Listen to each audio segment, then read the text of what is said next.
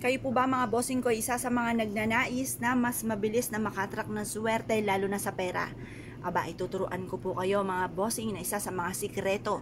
Pero syempre mga bossing, bago nyo po itong gawin, kailangan kayo po ay may positibong pananaw sa buhay. May proseso po ito, hindi lang basta-basta natin gagawin. Kailangan may proseso po ito mga bossing.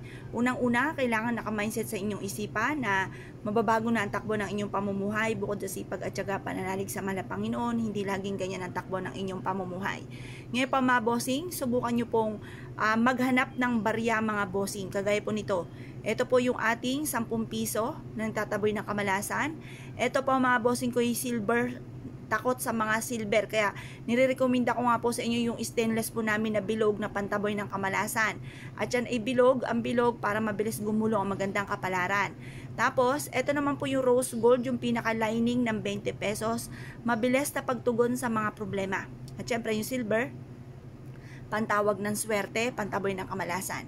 Ito naman po yung ating gold mga bossing ko na 5 piso, ay ito po ay gold for abundance. Pagsasama-samahin natin ang tatlong ito at ilalagay natin sa isang tissue. Yan, sa isang tissue. Ganito po inyo pong gagawin. Habang nakaharap ka sa may silangan na 6:30 or kaya po mga bossing ko ay alas 7, kunin nyo po ito, pagpatong-patungin. Sa pamamagitan ng pampaswerteng ito ay makakamit ko lahat ng mga pangarap ko sa aking buhay. Sabihin nyo na ang lahat ng nais na walang gamit na sana, direct to the point. Pagtapos na po kayo mag-wish mga bossing ko, ito po ay babasain po natin. Sabihin nyo po, ako ay yayam at magiging matagumpay. Lahat ng mga pangarap ko ay matutupad. Ayan, ito na po yun mga bossing, at pagkatapos ay babasain nyo po yan dito. Babasain nyo.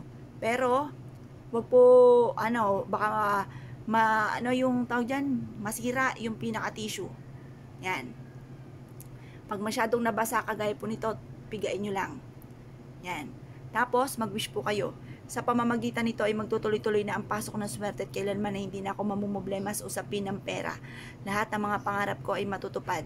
At kung ano man ang mga pagsubok kong pinagdadaanan sa ngayon, ay kaagad ko itong pagdadaanan at hindi ko ito tatambayan. Mag-wish na po kayo na lahat ng nais ninyo. Magkakaroon ako ng malaking bahay. Magkakaroon ako ng napakaraming pera. Kailanman na hindi na ako maubusan ng pera at lahat ng mga pangarap ko ay smooth kong makakamtan. Magkakaroon ako ng negosyo na dito na ako yayaman at malalayo ako sa anumang kapahamakan. At kung ano man po yung pinapangarap ko, ay smooth ko nga po itong makakamtan. Ito po ay magaan ang daloy ng swerte sa akin matapos ko itong gawin. I-wish na po lahat ng nais po ninyo. Pagtapos na po kayo mag-wish, ito po ay ibilad sa sinag ng araw hanggang alas 8 ng umaga. Makalipas ng alas 8 ng umaga, iwanan nyo po ito sa may bintana po ninyo mga bossing sa gawing silangan. Ito po ay makakatulong upang sa ganun magkaroon kayo ng malaking benta araw-araw at araw-araw ang dating ng pera. Tuloy-tuloy ang pasok ng swerte. Kaya kung kayo po naniniwala at nais po itong gawin mga bossing, asya mga bossing, good luck po sa inyo po lahat.